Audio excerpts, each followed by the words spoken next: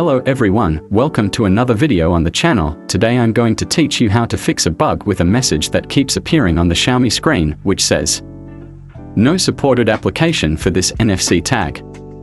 So if this message keeps appearing on your screen all the time, your problems are over. Stay until the end of the video and don't forget to subscribe and like this video. Let's get started. There are two possibilities for this message to appear on your Xiaomi cell phone. The first possibility is that your NFC has a bug and is not working properly. The second possibility is that you are accidentally touching your cell phone to a card or something that works as a proximity. To solve this is very simple. Open your device settings. Now, click on the option where it says More Connectivity Options.